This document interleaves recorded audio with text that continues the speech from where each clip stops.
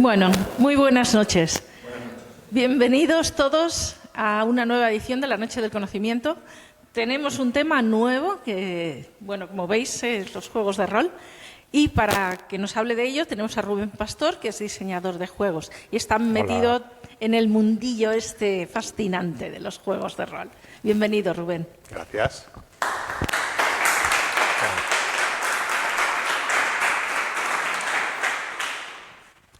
Yo empecé a hacer un juego de rol cuando era adolescente, intermitentemente, porque como no te pagan tienes que hacer otras cosas, y lo acabé dejando porque verdaderamente era mucho trabajo para una sola persona.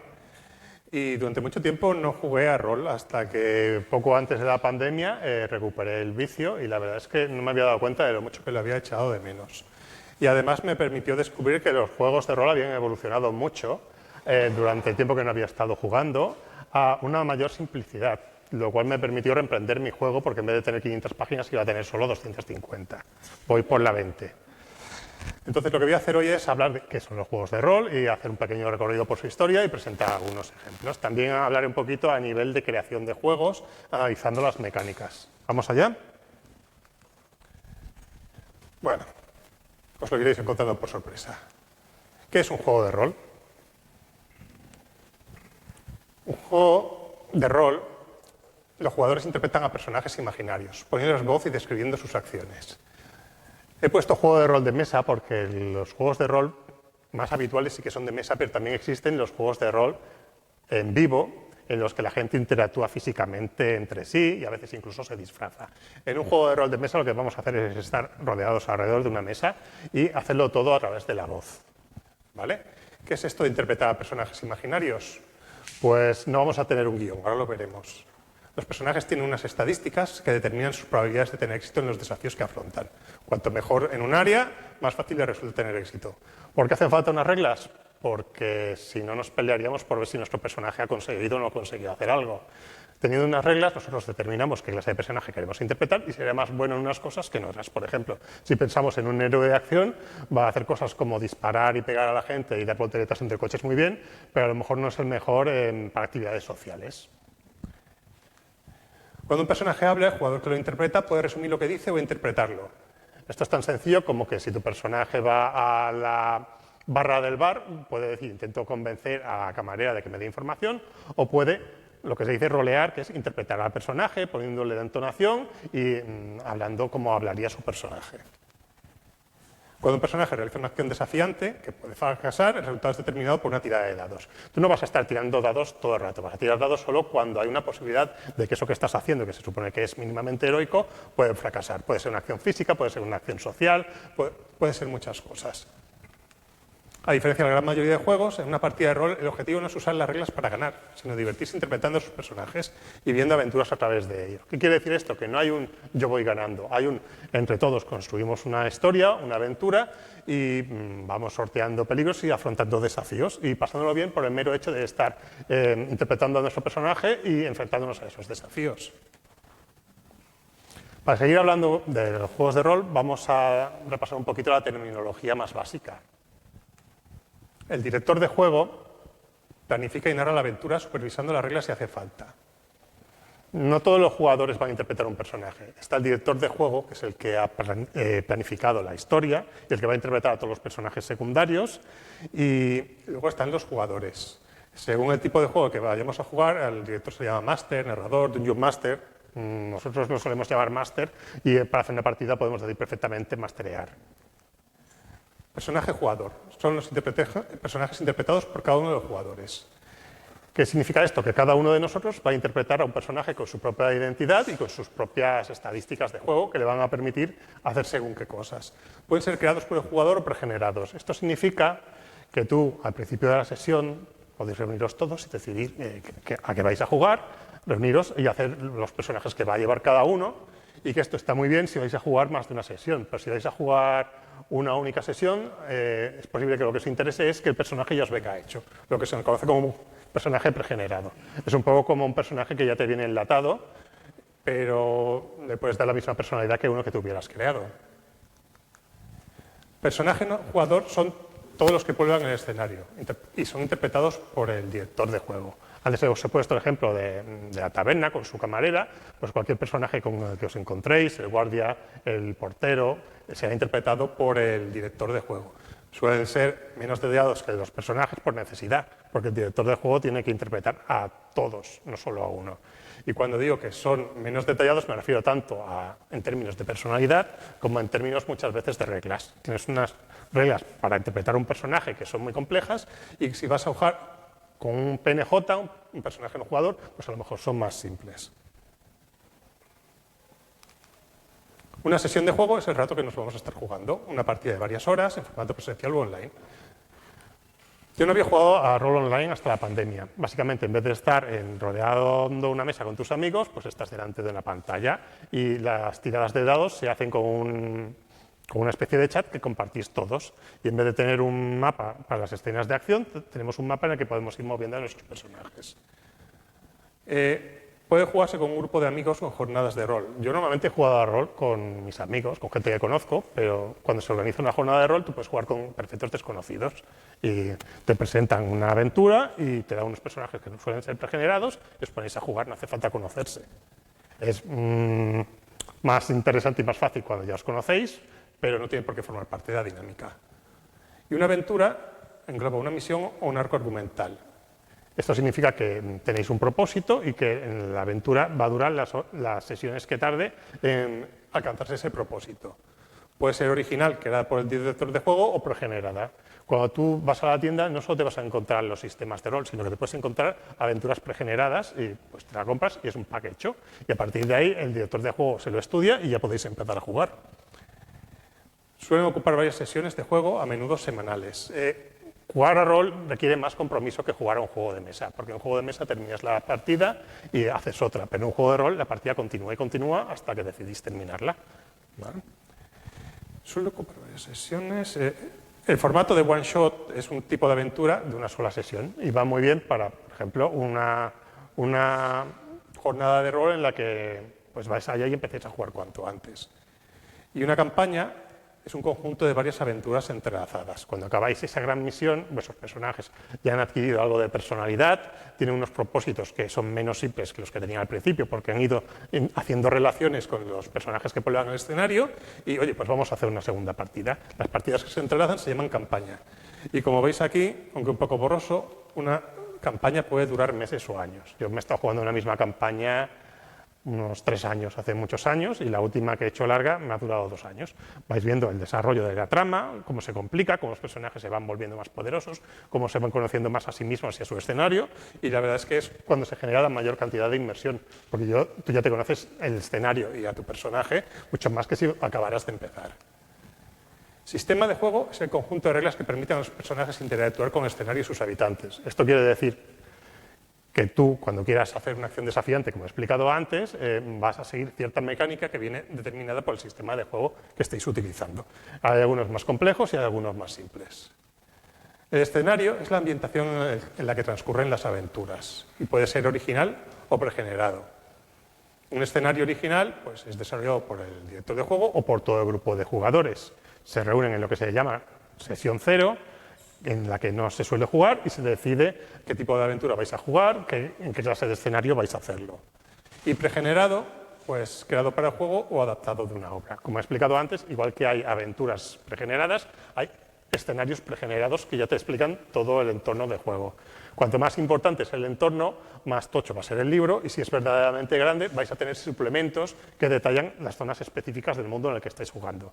No tenéis por qué conocer todo, sería una locura. Vais a ir conociendo poco a poco. Y el director de juego va a ir unos pasos más adelante que vosotros y se va a ir informando en función de hacia dónde avance la partida.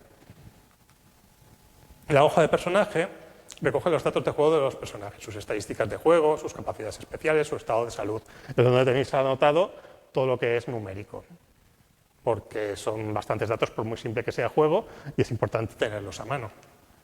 La pantalla del director suele ser un tríptico o una pantalla en 4 partes que divide la mesa de juego entre donde está el director y los jugadores.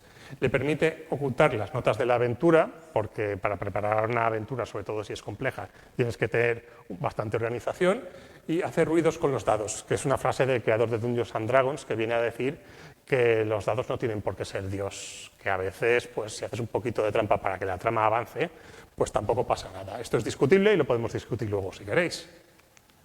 Dados. En un juego de rol se suelen utilizar no solo dados de 6 caras como los que estáis familiarizados, sino dados de 6, 8, 10, 12 y 20, que son los más comunes, e incluso el de 100 caras, que suele estar formado por 2 dados de 10, uno de ellos con decenas. Y algunos sistemas, además, utilizan dados personalizados con símbolos. Lore es el conocimiento que los jugadores tienen sobre el escenario de juego y su historia oficial. Normalmente, cuando vas a jugar un escenario, ya lo conoces un poquito antes, porque puede tener alguna novela que está ambientada en él o porque puede estar basado en alguna saga. Por ejemplo, si hablamos del Señor de los Anillos y nos vamos a jugar al Señor de los Anillos, habrá un conocimiento que vosotros tenéis de la Tierra Media que vuestros personajes no tienen por qué tener, porque vuestros personajes, si han nacido en una aldea remota, solo sabrán lo que sería conveniente que supiera un personaje que se ha criado ahí. ¿Vale? En cuanto al canon, pues es la historia oficial que ha ido sucediendo en las distintas etapas de la ambientación en la que se basa el escenario. Metarol es una palabra para usar información conocida por el jugador, pero desconocida para su personaje. Esto es algo que en teoría no se debería hacer. Si tu personaje no sabe algo, pero tú como jugador sí que lo sabes, porque forma parte del lore o porque has escuchado una escena que está transcurriendo en un sitio donde tu personaje no está, en teoría tendrías que pretender que no conoces nada de eso. No he hecho nada.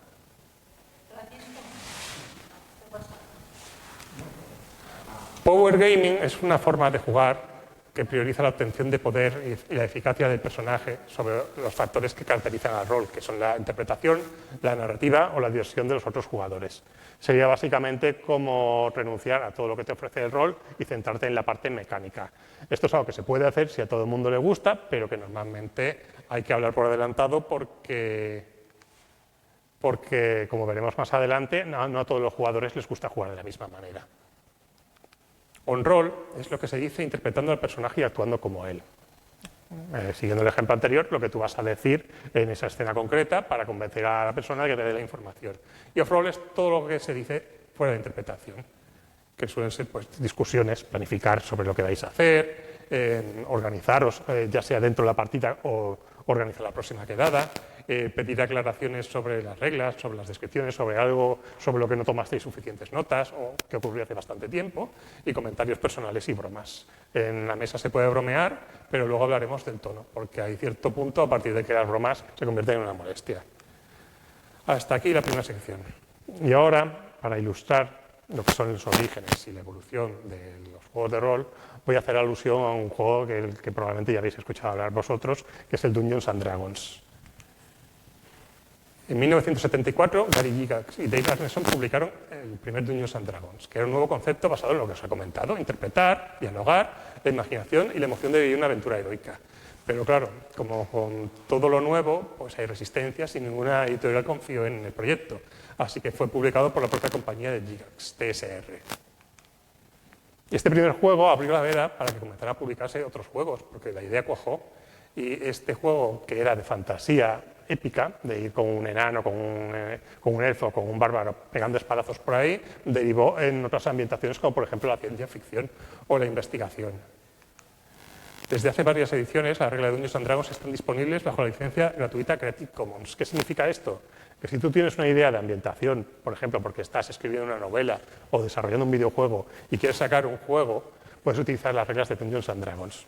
Basta con decir que hacer alusión al sello Creative Commons y podrás hacer tu ambientación. Tendrás que adaptar algunas cosas, si no es fantasía épica, pero tendrás la ventaja de estar vendiendo un juego que ya es muy conocido y que la gente ya se sabe sus reglas, porque cuando vas a jugar un juego, si es conocido, tiene muchos puntos más que si tienes que aprender toda una serie de mecánicas con las que no estás familiarizado.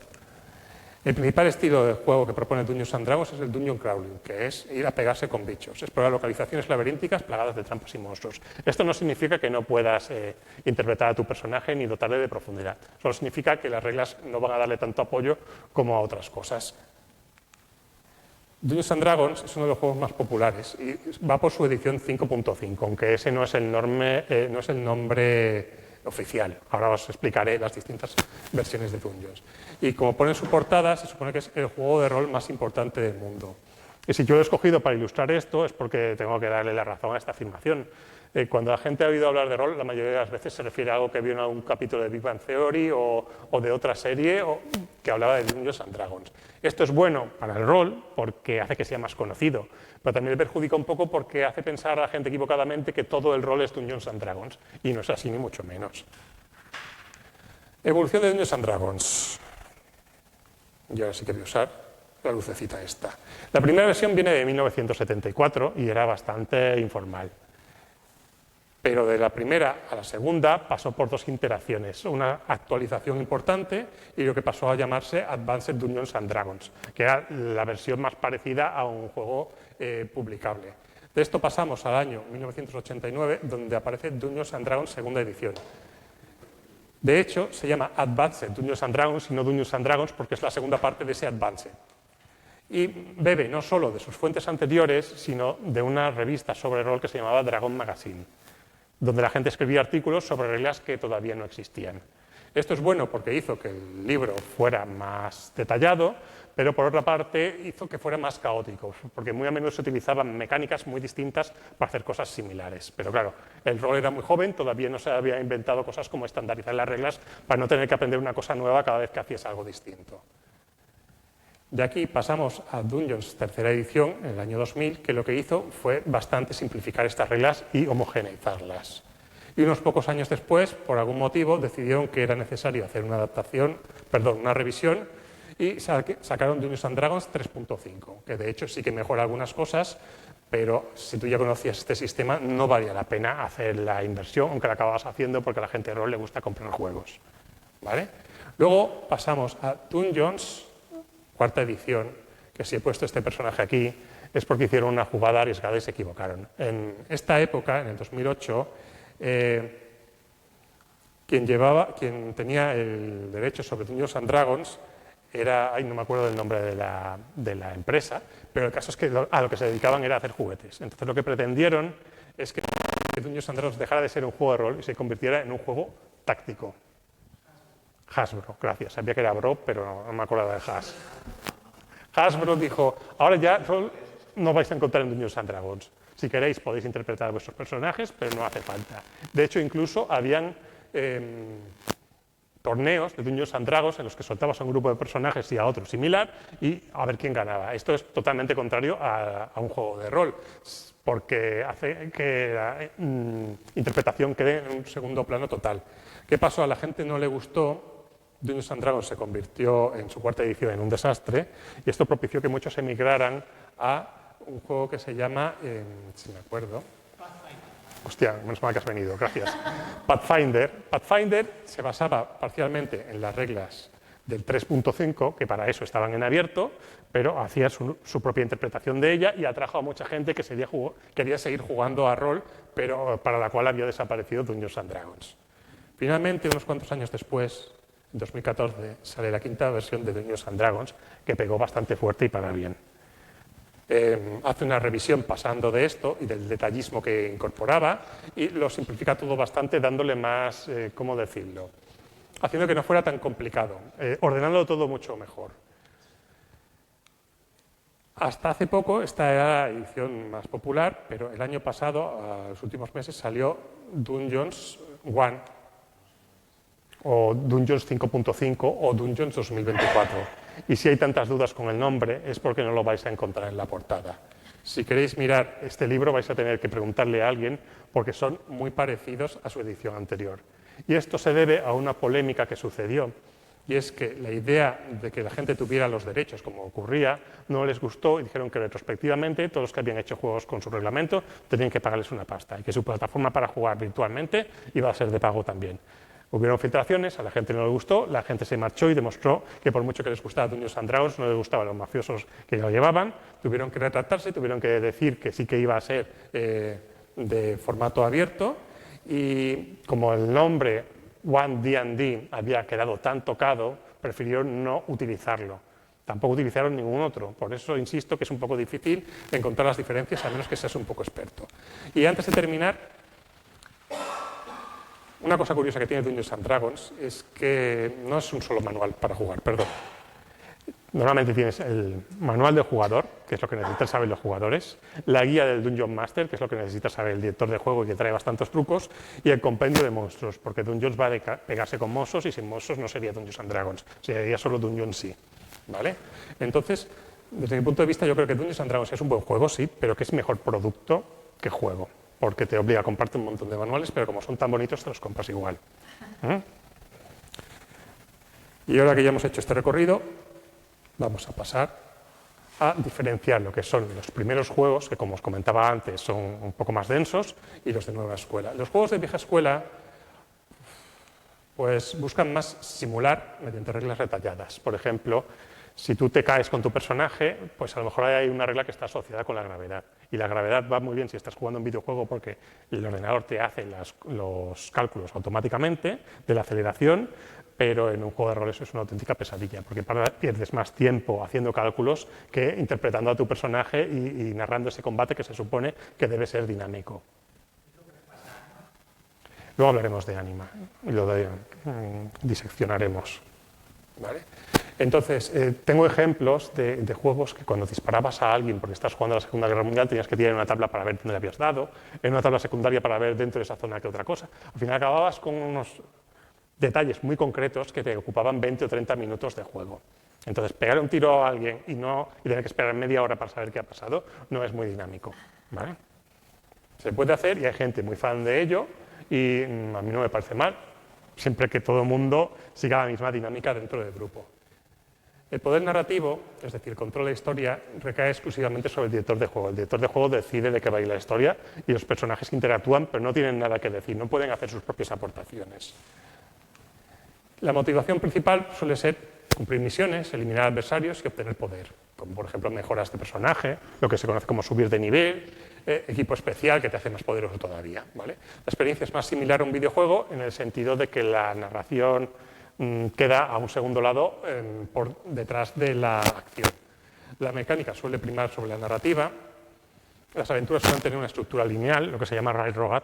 Y cuando tú te compras una aventura, cuando la generas, como es lo único que conoces, pues vas a ir del punto A al punto B, del punto E al punto C, y sin demasiadas posibilidades de poder escaparte a explorar todo el rico universo de juego. Y las hojas de personaje recopilan mucha información. Y aquí tienes tu Anima. Estas son las dos primeras páginas, porque Teresa a veces me agobiaba verlas, de un juego de rol. Yo no he jugado y no puedo opinar mucho de él, pero por lo que me han dicho necesitas un Excel para poder hacer las fichas con agilidad. ¿Qué pasa? Este juego está hecho para el power gaming del que hablábamos antes. Tú te pasas un día entero de la primera sesión de juego haciendo comparaciones de poder, mirando las distintas hojas del manual y viendo qué clase de personaje te puedes hacer. Te ofrece un montón de opciones, pero a menos que te guste pasar por ese proceso de quedar una tarde con tus amigos solo para hacer tu personaje, este no es tu juego.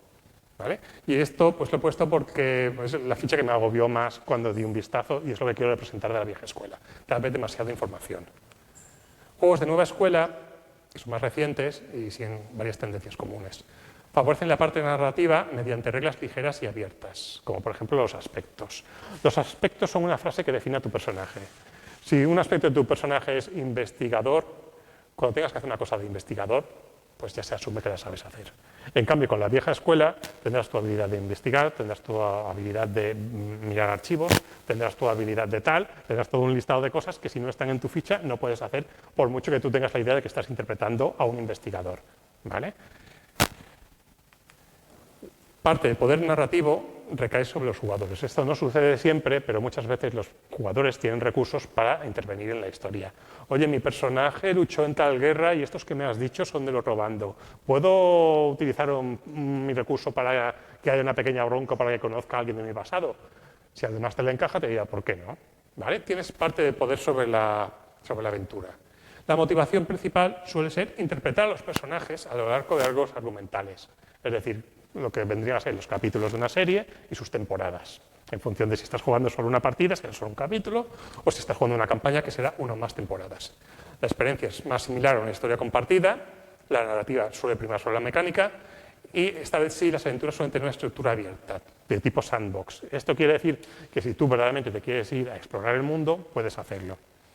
De hecho, la campaña en la que yo estoy haciendo, en la que estoy jugando actualmente, pues la última vez que jugamos, el máster nos ofreció todo el mapa del juego y sin saber a dónde íbamos a ir nos preguntó. Y nosotros escogimos un punto y como era una aventura pregenerada, de hecho era una campaña pregenerada, en toda una caja venía todo un manual de las posibilidades de lo que podían hacer los personajes y a dónde ir. Pues acabamos en un punto que estaba perfectamente definido y que encajó con nuestra decisión. Esto no podríamos haberlo hecho con un juego de vieja escuela porque era cargarte al bicho A, cargarte al bicho B, ir al castillo, la princesa no está en el castillo, ir al otro castillo. Las hojas de personajes son mucho más breves. Aquí tenéis el ejemplo de Fate. Vas a tener unos datos mínimos sobre tu personaje, los aspectos que ya os he explicado, y unas habilidades que van a ir de tener un +1 en tu tirada a tener un +5, que para empezar no vas a poder tener. Y pues vas a tener unos pequeños extras que van a permitirte, ¿cómo decirlo?, diferenciar a tu personaje de los del resto del grupo. Porque por mucho que las reglas sean simples, siempre nos gusta que nuestros personajes sean únicos. ¿Qué viene ahora? El género. Cuando jugamos una partida de rol, pues nos vamos a encontrar con prácticamente el mismo tipo de géneros que nos podemos encontrar cuando vamos al cine o cuando leemos una novela. Son similares a los literarios y los cinematográficos. Voy a poner unos cuantos ejemplos, me voy a dejar muchos, y dentro de cada una de las opciones más grandes voy a poner ejemplos de subgéneros. La fantasía. Suele transcurrir en mundos imaginarios de inspiración medieval y celta. Tenemos el gran exponente del Señor de los Anillos y otros que no son tan conocidos fuera del mundo de rol, de los cuales os hablaré después. Y dentro de la fantasía tenemos la alta fantasía, donde la magia y los seres fantásticos son comunes. La baja fantasía, donde lo fantástico irrumpe en el mundo real. Esta vez no estamos en un escenario imaginario al 100%, sino que podemos reconocer el nombre de una ciudad, pero dentro de esa ciudad van a ocurrir cosas que se escapan de la realidad. Por ejemplo, Harry Potter combina un universo mágico con el universo real. Espada y brujería es básicamente jugar a Conan y bárbaros y saqueadores enfrentados a la hechicería. Aquí hay, ¿cómo decirlo?, más tendencia a las aventuras más directas, más de acción y de combate. Y Grimdark son atmósferas sombrías con elementos de terror sobrenatural. No tiene por qué ser sobrenatural, basta con irte a la edad de la peste y ya tenemos un Grimdark bastante estupendo.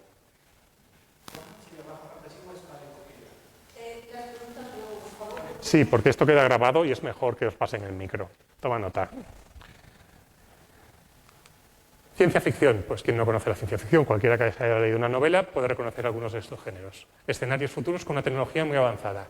El cyberpunk es una distopía urbana con cyborgs, megacorporaciones y antihéroes. Un futuro muy cercano en el que todo se ha ido a la mierda y tú eres un mero superviviente que acepta trabajos arriesgados para sobrevivir. Space Opera sería Star Wars, aventuras y batallas épicas en el espacio. Y Steampunk es un retrofuturismo inspirado en el siglo XIX. Vas a estar en un pasado alternativo donde hay tecnología basada en el vapor. Es un subgénero que no es tan popular como otros, pero hay varios exponentes suyos. Acción y aventura, explorar el mundo y afrontar toda clase de desafíos. Tenemos el pulp, que utiliza la misma expresión que se usaba para describir a las novelas pulp, que es así por el papel pulposo en el que venían impresas, barato, y es acción y exploración en la primera mitad del siglo XX. Por ejemplo, Indiana Jones. Si tú quieres jugar aventuras de este estilo, pues tienes la acción y aventura del subgénero pulp. Investigación. Las aventuras se centran en recopilar pistas y resolver misterios. Tenemos, por ejemplo, el horror cósmico, que es un subgénero bastante conocido gracias a los mitos de Tulu. La llamada de Tulu es uno de los juegos de rol más conocidos y se basa en una realidad que se parece a la nuestra, pero en la que hay oscuros secretos que te pueden enloquecer. Investigar amenazas sobrenaturales que amenazan la cordura no es una frase hecha. Tu personaje va a tener una puntuación de cordura y es fácil que acabe en un manicomio. Y tú también. Terror. Los protagonistas deben enfrentarse a amenazas letales que les superan. Aquí no va de sobrevivir, va de salpicar. No es un género al que haya jugado, pero está bien que exista. El terror sobrenatural, los adversarios o los personajes son monstruos y criaturas sobrenaturales. Luego pondré un ejemplo de este género que es bastante conocido también. Intriga va más que de pegarse con la gente, de establecer alianzas, alcanzar objetivos, derrotar adversarios. Estamos hablando de política.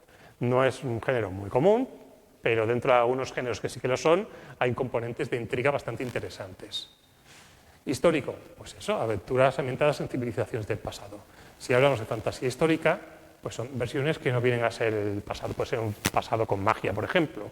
O ucronía, las realidades alternativas en las que algunos hechos históricos sucedieron de otro modo, creando una nueva línea temporal. Por ejemplo, podemos jugar a que los nazis ganaron la guerra, que es un subgénero bastante conocido. ¿Cómo sería nuestra realidad en ese caso? Pues vamos a experimentarlo. Posapocalíptico, pues el mundo se ha ido a la mierda y tenemos que sobrevivir en mundos desestructurados, decadentes y llenos de peligro. Hay subgéneros más realistas y deprimentes y hay subgéneros más fantasiosos. Superhéroes. Interpretar a seres de gran poder, a menudo con profundos conflictos internos. Hace unos años sí que habría dicho que son superhéroes, pero tú puedes interpretar también a un supervillano perfectamente. Y te vas a encontrar con unos obstáculos que no están relacionados con tu poder, sino pues, con elementos relacionados con la trama, como cosas de tu pasado. Vale. Todo esto que os he explicado sucede en alguna parte y es en el escenario de juego. Tus personajes viven en un escenario que tiene lugares característicos, personajes más o menos conocidos y te vas a ir familiarizando con él a medida que vayas jugando. Además de incluir unas reglas, la mayoría de juegos de rol desarrollan el escenario en el que los personajes vivirán sus aventuras. Pueden ser originales o una adaptación de películas, series o obras literarias. Por ejemplo, Señor de los Anillos, Star Trek, Star Wars tienen sus propios juegos. Si tú conoces bastante esos universos, puedes interpretar a un personaje que vive en los mismos escenarios en los que transcurren las aventuras que ya conoces. Los escenarios originales presentan un mundo con su propia historia, localizaciones específicas y personajes emblemáticos. Puede ser una variante del mundo real o un mundo completamente inventado. Y los personajes lo van descubriendo a medida que interactúan con él.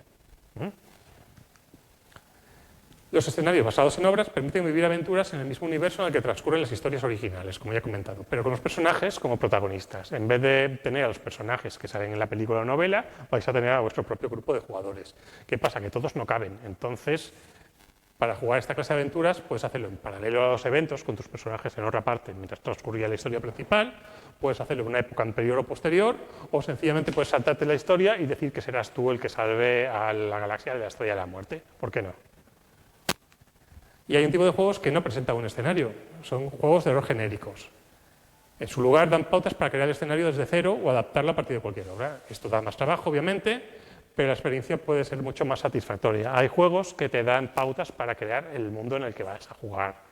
Esto suele ser cosa de directores de juego con la mente muy calenturienta, pero también se pueden encontrar grupos que se quedan en una sesión cero para decidir a qué género van a jugar y algunas de las características del universo. Por ejemplo, en mi grupo de juegos se hizo una partida del espacio en la que acordaron que iban a haber una parte de corporaciones, una parte de alienígenas. Entre todos hicieron un universo, hicieron sus aportaciones y poco a poco el máster, el director de juego, fue diciendo que ganaran profundidad y presentándolos a medida que avanzaba la trama. Y eso es más guay que encontrarte algo ya hecho, pero insisto, requiere más trabajo. El escenario y los personajes. El escenario determina el tipo de personaje que los jugadores pueden interpretar. Por ejemplo, en un mundo de alta fantasía, pues puede ser un guerrero, un bárbaro, un ladrón, un bardo, un mago, un clérigo, un brujo. Y tu naturaleza, que vendría a ser tu especie, si es que existe en ese mundo, puede ser un humano, un enano, un elfo, un mediano, un semielfo. Si tú no haces un esfuerzo para que en la ambientación todas estas razas tengan su propia personalidad e historia, acaban siendo solo disfraces. Pero disfrazarse también es divertido. Por ejemplo, si vais a jugar una aventura genérica, pues te coges al bárbaro orco y sabes que serás más bruto. Te coges al enano, sabes que serás más huraño. Te coges al elfo, sabes que será más elevado, más incluso tal vez mirando a los demás por encima de los hombros, pero no hay más profundidad que eso. Un ejemplo que a mí me gusta mucho de ambientación en la que las razas o especies están muy bien definidas es Star Trek. Cuando tú escuchas vulcaniano, no es un tío con las orejas puntiagudas, es un tío en el que prima la lógica. Cuando tú escuchas Klingon, sabes que ahí vas a tener una cosa completamente diferente. Tú no interpretas a un personaje y le pones un disfraz y podría ser tú con ese disfraz. Tú adoptas todo lo que va con esa especie, es decir, su personalidad y su trasfondo.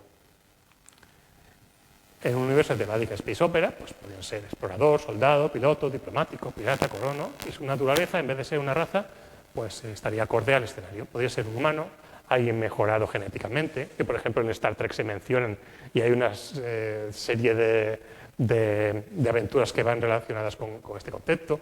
Pues el cyborg puede tener poderes mentales, puede ser un alienígena, puede ser incluso un robot. El juego te da las pautas para interpretar a un robot y va a tener una personalidad, porque si no, no tendría sentido jugarlo. En algunos escenarios el tipo de personaje seleccionable es muy específico. Por ejemplo, un juego muy conocido es Vampiro la Mascarada. Son vampiros en lucha con su propia naturaleza monstruosa. Esto entra dentro del género que dijimos antes de... no me acuerdo cómo era. Bueno, era fantasía oscura, pero dentro de vampiro también hay elementos de intriga. Porque tú no solo eres un tío con colmillos, sino que has sido convertido en vampiro dentro de un clan que tiene sus propios intereses y tú estás interconectado con una serie de planes que llevan literalmente siglos en marcha. Pero claro, no me pidas ser algo distinto a este concepto, que no deja de ser muy amplio. Cyberpunk es el género que os he comentado antes y seréis pues, el típico luchador urbano, el típico hacker que malvive en un mundo distópico. Paranoia es un juego de humor en el que tú interpretas a siervos del ordenador. El ordenador es tu amigo y el ordenador es el amo que controla todo. Y estáis en guardia contra los traidores mutantes comunistas, pero vosotros también sois traidores mutantes comunistas. Y si el ordenador lo averigua, os matará. Afortunadamente tenéis 5 clones, y si el clon actual muere, aparecerá otro cogido de una ventosa y aparecerá en el mismo lugar con vuestros recuerdos. Claro, una misión puede ser probar la nueva arma inventada por el ordenador, que es un lanzador de cerebros. El lanzador de cerebros es mortal, pero también es mortal para el pobre que lanza su cerebro a través del lanzador de cerebros. Es una buena idea tener 4 clones de repuesto. Pasión de Pasiones es un juego que no he jugado, pero que me llama mucho la atención, porque puedes interpretar a los típicos protagonistas de los culebrones y a su público. En medio de las escenas, tú puedes ser la abuela que está mirándolo y la típica familia que está en el sofá viendo el culebrón y hacer vuestros comentarios. No sé cómo funciona exactamente, porque insisto, no lo he jugado, pero me parece muy original y una muestra de que no todo está escrito en el mundo de los juegos de rol. Cualquier género que exista es extrapolable al rol. Y ya estamos tardando en tener algunos que no existían antes. Ejemplos de escenarios originales. Los 4 de arriba son escenarios hechos para Dungeons and Dragons. Dragonlance y Reinos Olvidados tienen más de 100 novelas traducidas a castellano y probablemente 200 o 300 en inglés. Es decir, que te estás poniendo en un mundo que está súper detallado, que ha pasado por toda una serie de eventos. Dark Sun es una ambientación que no tuvo tanto éxito, que es también un mundo fantástico en el que hubo un desastre mágico. Y pues todo se fue un poquito a la mierda y estáis en un desierto en el que queda tan poca energía que los magos tienen que extraerla y acabar con la poca vida que queda en su alrededor. Es un escenario bastante más oscuro en el que hay conceptos como la esclavitud, que he puesto porque le doy mucho cariño y porque es muy original. No deja de ser alta fantasía, pero tiene elementos de post-apocalipsis. Y Planescape es un escenario muy ido de la olla por el que apostaron y no le salió tan bien, porque te da acceso a lo que se conoce como los planos y una ciudad central, que es un gran anillo en el que si miras arriba estás viendo el otro lado de la ciudad y en el que hay muchos planos que te permiten ir a otras dimensiones, incluyendo algunas como las de Dragonlance y Reinos Olvidados. Es una especie de juego dentro de un juego y es verdaderamente muy original. Shadowrun es Cyberpunk con elfos y enanos y trolls, porque dijeron, no existe, vamos a hacerlo nosotros. Entonces inventaron una historia en la que la magia había resurgido y muchas personas empezaron a convertirse en otras razas por cosas que no voy a explicar, que forman parte de la trama de la historia. Entonces, pues insisto, es una combinación de fantasía urbana en un futuro de estilo cyberpunk. Fading Suns es un futuro muy lejano en el que hubo una expansión humana, pero la tecnología se está deteriorando. Tiene aires a la novela de Dune, de Frank Herbert, pero tienes componentes únicos como poderes psíquicos o civilizaciones alienígenas. Tú puedes interpretar a cualquier facción de humanos o a cualquier facción de alienígenas. Y en este juego sí te dan bastantes directrices para que tu personaje, si es de otra raza, no sea solo un disfraz. Séptimo Mar es un juego ambientado en una Europa alternativa, en la que hay magia, y utiliza un sistema de juego un poco novedoso, pero cuando hable de los sistemas ya profundizaré. Y me parece original, pero también tiene sus cosas que me da un poco de rabia, como por ejemplo que haya un estilo de esgrima basado en el toreo para la parte que toca España, o que tengan un zorro, porque claro, está hecho por americanos y no sabían que el zorro no es muy español. Y Tal'Dorei, os tengo que hablar de un grupo de jugadores de Estados Unidos que empezaron a grabar sus partidas en YouTube y tuvieron mucho éxito e incluso llegaron y siguen llegando a llenar teatros. La gente va a ver a estos actores de doblaje, jugar una partida e improvisar. Hace unos años hicieron un crowdfunding para convertir una de las campañas que habían jugado en una serie de animación. Y lo consiguieron, les fue muy bien, ya lleva varias temporadas. Se llama La leyenda de Vox Machina, o solo Vox Machina. Y es curioso porque tú estás viendo una historia que ya está creada, estás viendo lo que hacen los personajes y las decisiones que toman, pero a su vez puedes ver vídeos de los jugadores interpretando esas mismas escenas. Y es algo bastante curioso de ver. Ojalá estuviéramos tan avanzados en este país para que la gente pudiera ir a un teatro a ver rol, pero claro, si ya no se llenan ni yendo a ver teatro. Muy bien, ejemplos de escenarios adaptados, muy por encima. Como os he dicho, cualquier mundo lo bastante elaborado es susceptible de convertirse en un escenario para jugar a rol. El Señor de los Anillos y Star Wars son de los primeros. La llamada de Tulu está basada en la obra de Lovecraft y es investigación sobrenatural oscura. Stonebringer está basado en la saga de Elric de Merlibone, que lo que tenía esta saga es que te presentaba todo un mundo desde cero. Está escrita en los años 60-70, me parece. Capitán Triste está escrito por el mismo creador de juegos que ha escrito Aquelarre, que es uno de los juegos de rol español más longevos. Todo el universo Marvel, todo el universo de Witcher, Harry Potter que ya he mencionado, Juego de Tronos. Si tú quieres jugar en estos mundos en los que tú ya has leído historias, puedes hacerlo. Y eso está muy bien. Muy bien. Vamos a hablar de los personajes y de los jugadores que los interpretan. Los personajes jugadores, como he dicho antes, pues cada jugador va a interpretar a uno. La formación y la identidad de estos personajes determinan lo que pueden hacer y cómo reaccionan a lo que les sucede. Por ejemplo, seguís el rastro de un ogro por la cueva y al girar una curva os topáis con él. ¿Qué hacéis? Pues el guerrero dirá, le ataco, el mago dirá, le hechizo, y el bardo le dirá, le seduzco. Esto es muy triste, pero muy cierto. Cada uno reaccionará en función de su trasfondo. En las aventuras de rol, todos los personajes comparten el protagonismo. Normalmente, cuando tú estás viendo una saga, suele haber un protagonista principal. Y hay algunas en las que el protagonismo se divide entre varios personajes más o menos con el mismo carisma. Esto es lo que suele suceder en los juegos de rol. No hay un único gran héroe que los demás siguen, sino que suele ser un trabajo de equipo. Estos grupos suelen ser mucho más dispares que los aventureros de las novelas y cine, sencillamente porque los jugadores tienen un montón de opciones para escoger.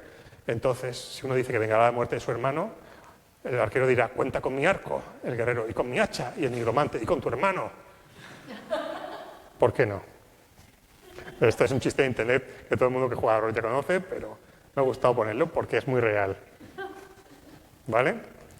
La parte mecánica. Hemos hablado de lo que es la personalidad, ahora vamos a ver un poco las reglas. Los valores de juego de personaje determinan el tipo de desafío a los que está orientado. Si tú eres un guerrero te vas a poner mucho en fuerza y en dar leches, pero no tanto en habilidades sociales, por ejemplo, o de subterfugio. Estos valores suelen mejorar a lo largo del tiempo, permitiéndole afrontar mayores retos. Los personajes no suelen ser estáticos. Tú empiezas con los personajes a un nivel básico y poco a poco vas mejorando sus puntuaciones, de manera que las aventuras que habían sido un auténtico desafío o incluso imposibles para ti al principio, pueden ser algo completamente fácil. Y en vez de enfrentarte a los 4 bandidos, te vas a enfrentar a ese gran dragón. Uno de esos valores es el estado de salud que se debió a sufrir daño. En un juego de rol tu personaje puede morir y te tendrás que hacer otro personaje, por muy encariñado que estés con él. Algunos métodos de creación de personajes se basan en arquetipos y otros son más abiertos. Las profesiones o clases determinan de forma específica lo que puede hacer el personaje. Por ejemplo, en Dungeons & Dragons tendremos al guerrero, al bárbaro, al mago, al pícaro, al bardo. Y puedes multiclasear, es decir, cogerte niveles de distintas clases para hacerte un personaje que se ajuste más a la idea que tú tienes de él, o puedes dejarlo con una sola. Los métodos abiertos permiten crear cualquier tipo de personaje decidiendo en qué destaca. Aquí no tienes ninguna profesión, sino que tienes unos puntos para repartir y los asignas a las cosas que a ti te parece que van a ser más divertidas de hacer con tu personaje. Con el método del camino de vida, las puntuaciones dependen del pasado del personaje. ¿Qué es esto? El método del camino de vida es una serie de preguntas con decisiones tipo A, B o C que te hacen sobre tu personaje. ¿Tu personaje hizo esto? Sí, entonces ganas esto. ¿Tu personaje hizo otro? Entonces ganas esto otro. Vas generando tu personaje en función de las decisiones que tomó. He mencionado el juego Aquelarre, que es uno de los más conocidos en España. En una de sus versiones, Aquelarre utiliza el camino de la vida en todas sus versiones, pero una de ellas es conocida porque tu personaje podía morir mientras lo generabas. Era un poco triste, te tenías que hacer otro, pero yo qué sé, tendría su gracia en su momento. Lo siento, tu personaje ha muerto, ¿no? Toma una hoja en blanco. El azar puede jugar un papel más o menos importante al determinar los valores de juego del personaje. Algunos sistemas utilizan tiradas de dados para generar las puntuaciones. Tú haces varias tiradas y las repartes. Cuanto más alta es la puntuación, es decir, cuanto más suerte has tenido con los dados, mejor va a ser tu personaje. Otros se basan en repartir puntos entre los distintos valores y algunos otros combinan ambos métodos o dan distintas opciones de creación. Volviendo al gran ejemplo que es Dungeons and Dragons, ellos te dicen que hagas las tiradas, pero es que si no quieres depender del azar, te dan un valor por cada puntuación y tú los asignas en el orden que quieras, y si ninguna de esas opciones te convence tampoco, tienes un sistema de puntos, en el que las puntuaciones más altas son más caras en relación a las más bajas. Muy bien, ya hemos hablado de mecánica, ahora vamos a hablar de la identidad, la parte narrativa. Los antecedentes del personaje determinan su identidad y la clase de decisiones que tomará. Ay, esto no lo hemos dicho ya. No, hemos dicho algo parecido. Esta identidad evoluciona a lo largo del tiempo, ganando en coherencia y profundidad. Un personaje debería poder resumirse en estos 3 aspectos. El concepto es quién es, ocupación, edad, sexo, ascendencia. Pues tú eres un investigador, tú eres un mercenario, tú eres un científico, lo que sea. Trasfondo, ¿de dónde viene? Recorrido vital y vínculos principales. Por ejemplo, ¿tu personaje está desvinculado de su pasado o tiene cuentas pendientes que pueden saldarse a lo largo de la aventura? Y personalidad, por supuesto. ¿Qué clase de persona es? Su moralidad, sus motivaciones, su forma de ser. Todo esto determina cómo va a reaccionar a las distintas cosas que vayan sucediendo. Si va a jugar una aventura larga, pues es recomendable pues, que no se haga cada uno su personaje por separado, porque luego pueden no pegar ni con cola. Hacerlos en grupo, reunirse para hacer esta primera sesión, permite asegurarse de que son compatibles, definir vínculos entre ellos y, si es necesario, establecer objetivos comunes. Por ejemplo, podemos tener 2 conceptos de personaje que no pegan, pero decidir que los 2 personajes son hermanos. Eso va a conseguir que al menos durante un tiempo no se maten entre ellos. O pueden ser enemigos que se odian a muerte, pero que odian más a un tercer enemigo y tienen que aliarse contra él. ¿Por qué no?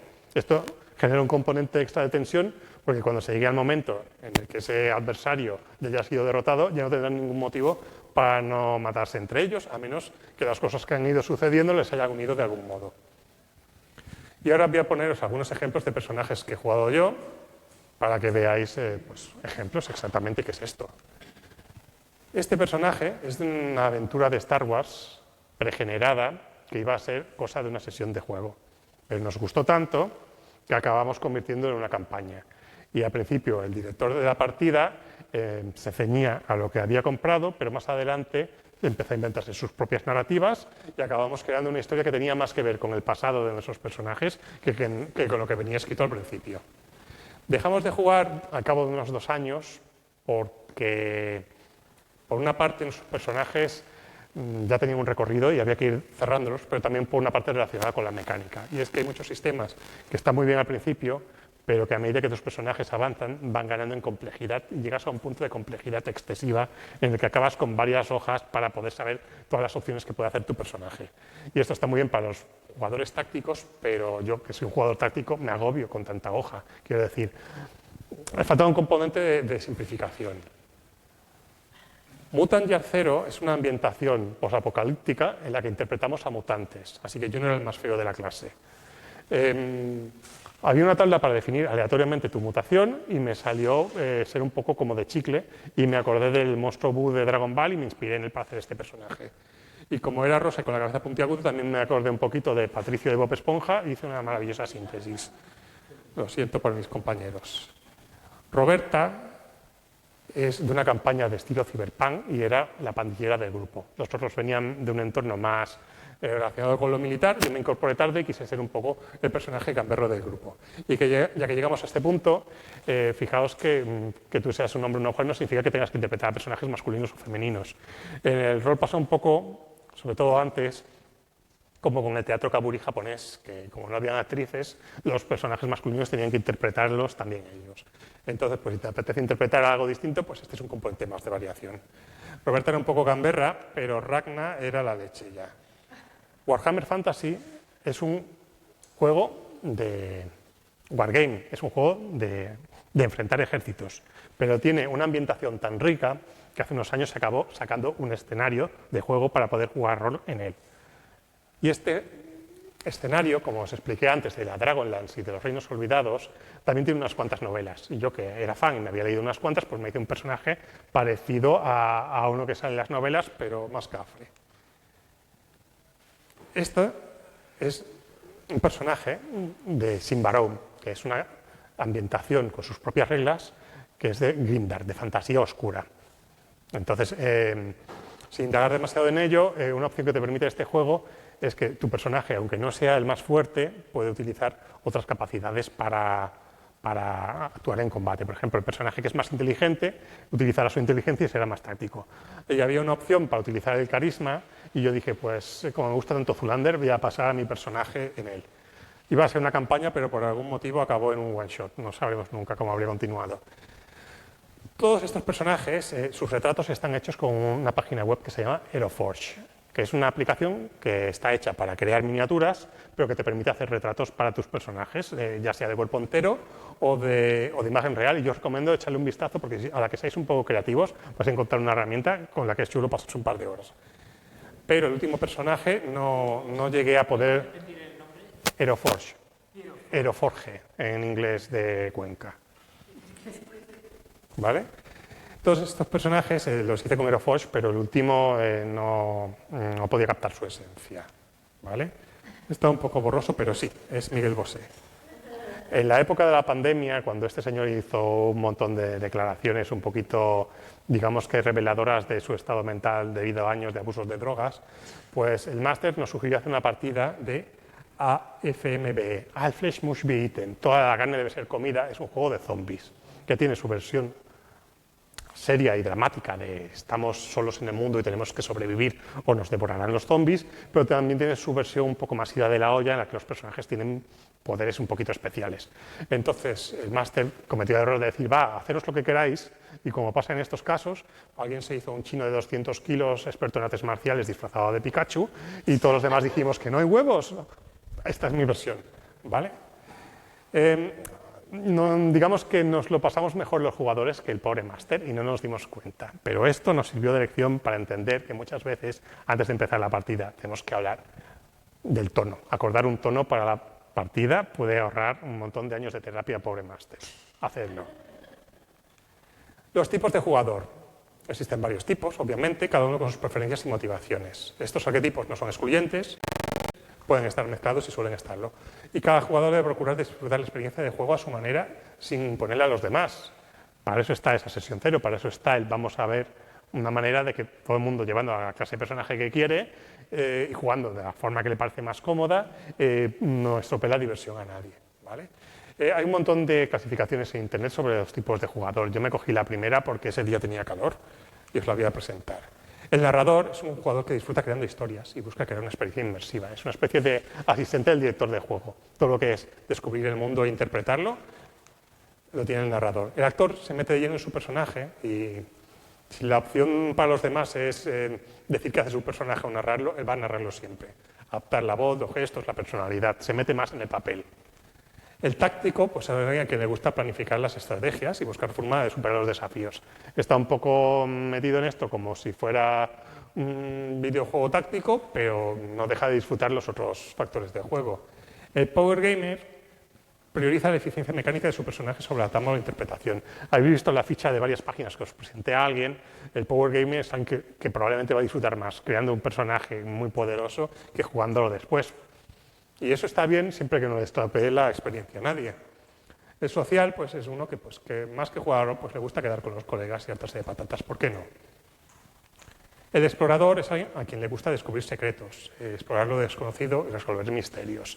Este tipo de personaje puede estar predispuesto a ver la aventura como una aventura gráfica y eso está bien siempre que no te quedes ahí, porque lo bonito que tiene el rol es que cualquier cosa que tú investigues va a ser ampliada hasta el infinito por la imaginación del máster. Finalmente, el rolero busca desarrollar la personalidad, las motivaciones y las relaciones de su personaje con el escenario y con los otros personajes. Este tipo de jugador no va a disfrutar tanto de los one-shots porque no le va a dar tiempo nada más que de entrar en el personaje y ya se habrá acabado la partida. Las campañas, si puede permitirse hacerlas, son ideales para el rolero. Muy bien, os dije que iba a hablar un poco de las mecánicas y voy a hacerlo. Las mecánicas más habituales para la resolución de acciones utilizan dados numéricos. Y el tipo de dado utilizado depende de cada sistema. Por ejemplo, Dungeons & Dragons resuelve las acciones con un dado de 20, pero cuando se trata de calcular cuánto daño le has hecho a tal bicho o cuánto daño te ha hecho a ti, se utilizan dados de todas las caras posibles. Un sistema basado en porcentajes requiere obtener lo mismo o menos que la puntuación en un dado de 100. Es muy intuitivo, pero Cuando se trata de ver quién lo ha hecho mejor, no es tan bueno porque es más bien binario. ¿Lo has conseguido o no lo has conseguido? Por ejemplo, si tu personaje tiene una puntuación de 55, tienes que sacar 55 menos para tener éxito en esa acción. Es así de simple y está muy bien para jugadores que no quieren complicarse la vida o que son nuevos en el mundo del juego de rol. Percentil de 20 sería lo mismo, pero con un dado de 20. En vez de tener puntuaciones que van hasta 100, tendrás puntuaciones que van a 20, donde 10 es la media. Así que si tú eres un personaje normal y corriente, tienes que sacar 10 o menos, así que tienes la mitad de posibilidades de conseguirlo. Valor fijo más dado. Tienes un bonus que determina lo bueno o malo que seas. Cuanto más bueno eres, más alto es el bonus. Y a ese bonus le sumas el resultado de un dado, que es como funciona, por ejemplo, Dungeons & Dragons. Tienes un bonificador y le sumas el resultado de un dado de 20. Valor fijo más dados es una variante en la que en vez de un solo dado, sumas varios. Por ejemplo, puedes tener un bonus y sumarle 2 dados de 6. Esto es más equilibrado porque no dependes tanto del azar, pero en mi experiencia no es tan divertido por algún motivo. Reserva de dados significa que utilizas tantos dados como la puntuación. Si tienes un 4, vas a utilizar 4 dados. Los resultados pueden sumarse o puedes convertirlos en éxitos. Por ejemplo, en un juego en el que tú utilizas un montón de dados de 10, cada resultado de 7 o más es un éxito. Haces la tirada y si tienes 3 resultados de 7 o más, apartas todos los demás y el resultado de tu tirada son esos 3 éxitos. Y en función de la dificultad de la acción, pues tendrás éxito en ello o no. Vamos a entrar un poquito en detalles. La dificultad de las acciones es importante. No todas las acciones son igual de fáciles. La dificultad se regula ajustando la puntuación o el número a alcanzar. Por ejemplo, volviendo al tema percentil, tú puedes tener un 70 y tener éxito el 70% de las veces, pero si estás haciendo una acción que es difícil, a lo mejor tu puntuación se reduce en 20 puntos. Y ese 70 maravilloso se convierte en un 50. ¿Vale? Si la cosa iba de sumar, por ejemplo, Dungeons & Dragons, no es lo mismo sacar un 13 con tu puntuación que sacar un 20. Algunos juegos utilizan mecanismos para compensar el azar, como gastar recursos para repetir tiradas o obtener bonificadores. A veces la mala suerte puede cargarse a un personaje o a una campaña entera, y es bueno tener una reserva de puntos para, por ejemplo, repetir una tirada. Oye, me queda un punto, ¿puedo repetir la tirada? Sí, más vale que lo hagas. Que la mecánica utilice un solo dado o más de uno afecta las probabilidades de éxito, como he mencionado antes por encima. Si usas un solo dado, estás favoreciendo el azar. Y cualquier acción puede salir muy bien o muy mal. Incluso un personaje que no es especialmente bueno en algo puede tener éxito en ello si tiene el suficiente éxito en el dado. Esto es más guay, es más heroico, pero también te puede sacar un poquito de papel, porque si tu bárbaro con fuerza 20 ha tenido mala suerte en la tirada y luego viene el mago con fuerza 1 y la resuelve porque ha tenido buena suerte, se está entrometiendo un poquito en tu especialidad porque las reglas lo permiten. Usar varios dados, como por ejemplo en la mecánica de reserva de dados, hace que los resultados medios sean más comunes y los extremos infrecuentes, porque estás sumando el promedio de todos los dados y creando una especie de curva gaussiana. Va a estar siempre más o menos por en medio, pero si tienes muy buena suerte vas a conseguir el resultado máximo, y si tienes muy mala suerte vas a conseguir el mínimo. Y algunos juegos son más letales que otros. Ya hemos dicho que tu personaje puede morir. Esto depende de las reglas, del escenario de juego y del tono propuesto por el juego. ¿Qué significa? Que hay algunas reglas que hacen que tu personaje pues, tenga los días contados, sobre todo al principio. Si tiene mala suerte en una tirada, puede irse al otro barrio, al cementerio de fichas de la mesa. El escenario de juego también puede ser más o menos peligroso. Y el tono propuesto por el juego también influye en la letalidad, por ejemplo.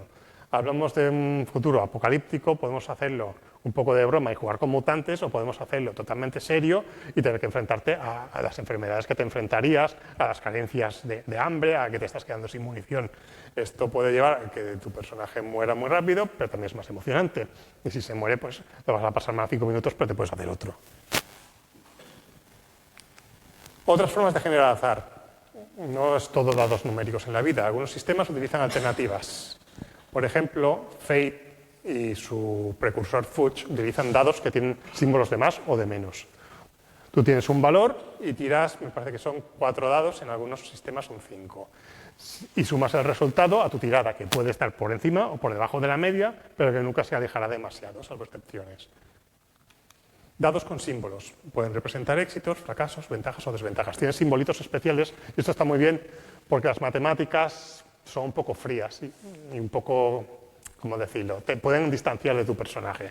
En cambio, si tienes un símbolo de éxito o de fracaso, no tienes que estar entretenido tanto tiempo haciendo los cálculos. Ejemplos de estos son Star Wars. que es la campaña que yo jugué que os comentaba antes, o La leyenda de los 5 anillos, que es una ambientación basada en un oriente alternativo en el que existe la magia, que tiene su propia historia, ¿vale? Hasta su quinta edición, La leyenda de los 5 anillos utilizó dados de 10 caras, pero decidieron que esto podía funcionar mejor, y la verdad es que por lo que he leído lo hacía bastante bien.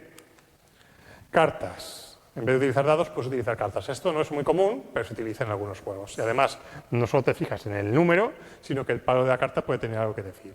Por ejemplo, Castillo de Falkenstein, que es un juego bastante antiguo, que era muy original precisamente porque era el primero que yo conozca que utilizaba cartas, y Savage Worlds, que lo utiliza de una forma secundaria solo para la iniciativa, que es el valor que determina quién va primero. Si tu carta tiene un 7, vas antes que el que tiene una carta que tiene un 5. Y en caso de empate, el palo determinará el desempate. Muy bien.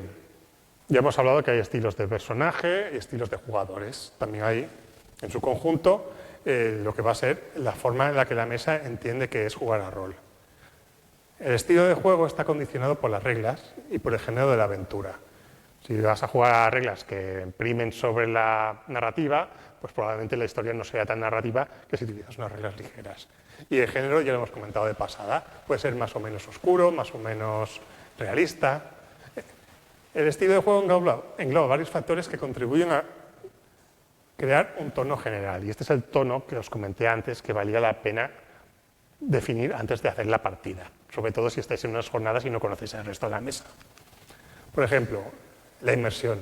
Algunos estilos priorizan mantenerse en el papel de personaje en todo momento. Y otros pues, permiten a los jugadores dialogar más fuera de él. Yo sé de aventuras en las que estaba prácticamente prohibido decir pásame las patatas. Entonces te jodías y no te pegaban a pasar las patatas, pero tú estás muy serio interpretando a tu personaje. Y más vale que no quisieras ir al lavabo. Seriedad. En algunos se considera que el humor perjudica el dramatismo y otros alienta las decisiones cómicas y un ambiente relajado. Todo está bien siempre que todo el mundo esté de acuerdo y siempre que pegue con el tipo de juego al que estéis jugando. Prioridades, pues aquí hemos venido a divertirnos, pero ¿cómo? Las prioridades dependen de aquello que haga disfrutar al director de juego y a los jugadores. Interpretar, pues las aventuras están muy centradas en la relación de los personajes con el escenario. Combatir, pues vas a ir por ahí como unos murder hobo de Estados Unidos cargándote a bichos. E investigar, pues vas a estar más centrado en resolver misterios que en alguna de las otras opciones. Como sucede con los estilos de jugadores, los estilos de juego también suelen estar interconectados. Entonces puede haber una partida que se base mucho en interpretar, en la que hayan combates y algo de investigación. Los estilos de juego, como he explicado, no son excluyentes. Pueden combinarse y suelen hacerlo para ajustarse al gusto de todos. Y cualquier estilo es válido siempre que todo el mundo lo disfrute. Esto requiere comunicación. Muchas veces empiezas la partida sin haber hablado de esto y cada uno va a la suya, cada uno tiene una idea distinta del estilo al que estás jugando. Y esto puede ser divertido durante un rato, pero puede llevar a que las cosas se deterioren, porque cada uno está, pues insisto, yendo hacia una cosa completamente diferente. Si perdemos un rato, que no es tiempo perdido, en definir a qué vamos a jugar y qué estilo de aventura queremos y en cuál de estos puntos vamos a poner atención, todos nos lo pasaremos mejor. Y en el peor de los casos, si tu grupo de juego no encaja para nada con el estilo de juego que a ti te gusta, pues vas a tener que buscarte otro. Seguiréis siendo amigos, como cuando vais al cine y no hay los mismos gustos para películas, pues lo mismo, pero con el juego. Estamos llegando ya al final y ahora que tenemos contexto, os voy a poner unos cuantos ejemplos de juegos de rol. Traveler es uno de los primeros juegos de ciencia ficción y por eso lo he puesto aquí. Empezamos fuerte con la fantasía épica con el Señor de los Anillos, pero alguien decidió que también podían suceder cosas en el espacio. Y este es un sistema, me parece que el primero también, en el que se utiliza el sistema de creación de personajes por el camino de vida que os he comentado.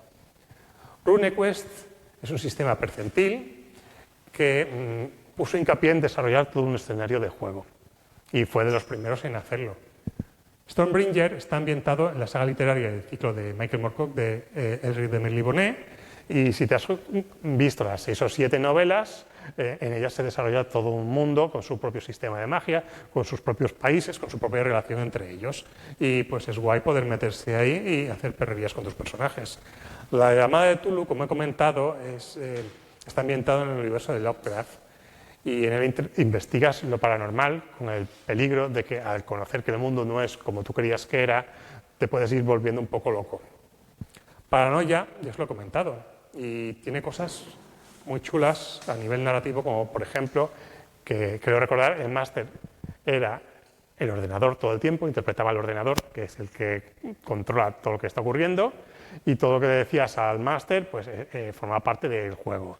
En cambio, si tú querías decirle algo al máster fuera de la partida, podías pasarle notitas. Era una manera de jugar original, que no sé si era divertido o no, pero que tenía un punto. El Señor de los Anillos viene en el 84 y es el primer juego ambientado en la Tierra Media. Se han hecho muchos juegos de rol ambientados en el Señor de los Anillos, pero este es el primero. Y yo creo que parte de la fama que obtuvo el Señor de los Anillos y que llevó a que se hiciera la trilogía viene de lo conocido que era dentro del mundo de los juegos de rol. GURPS, os he hablado antes de los sistemas multiambientales. GURPS no te da un mundo de juego, pero te da las pautas para crearlo. Y además tiene decenas de suplementos que se centran, por ejemplo, en periodos históricos o en escenarios. Por ejemplo, si quieres jugar algo de estilo Cyberpunk, si quieres jugar con robots gigantes, si quieres jugar en la época de los romanos, probablemente haya una ambientación de GURPS que te va a resolver un montón de trabajo. Star Wars, todos lo conocemos, pero el primer juego viene del 87. De hecho, es uno de los primeros que yo jugué. Cyberpunk, lo he mencionado antes como género, y es que es un juego tan conocido que lleva el nombre de su propio género y se basa en las principales obras literarias del género cyberpunk. Vais a tener ciberimplantes, vais a tener una matriz virtual de ordenadores, vais a tener megacorporaciones corruptas. Aquelarre, lo he mencionado antes y es me parece el juego con más ediciones español, ya debe tener unas 7 y está ambientado en un medievo en el que todas las cosas de la mitología española, incluyendo al diablo, existen. Entonces tú vas a tener pues, una predisposición a creértelas o no. Vampiro, la mascarada, viene del 91 y es un juego de horror personal contemporáneo en el que interpretas a vampiros en una época actual en la que obviamente existen los vampiros. Y tiene dos cosas por las que lo he puesto aquí. Uno, porque incidía en lo narrativo. Decía, nosotros hemos venido aquí a interpretar a nuestros personajes. Luego las reglas no acompañaban tanto, pero era una buena intención e hizo que se abriera una reflexión dentro del mundo de los juegos de rol. Y la otra cosa por la que lo he puesto es porque es el iniciador de todo el universo de Mundos de Tinieblas.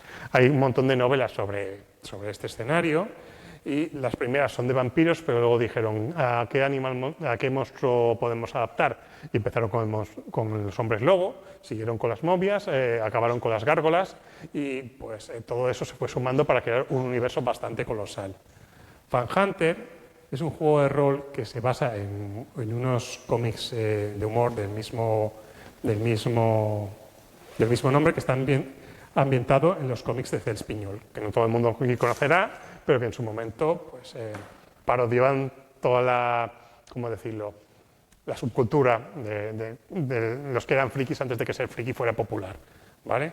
Y pasa una cosa curiosa con Vampiro y con Fan Hunter, y es que tuvieron un hijo bastardo. Unos años después de Fan Hunter sacaron Vampiro, que es una parodia de un vampiro con filosofía de Fan Hunter, ¿vale? Entonces, en vez de clan bruja, que son los típicos motoristas que buscan pelea, tenéis el clan bullas.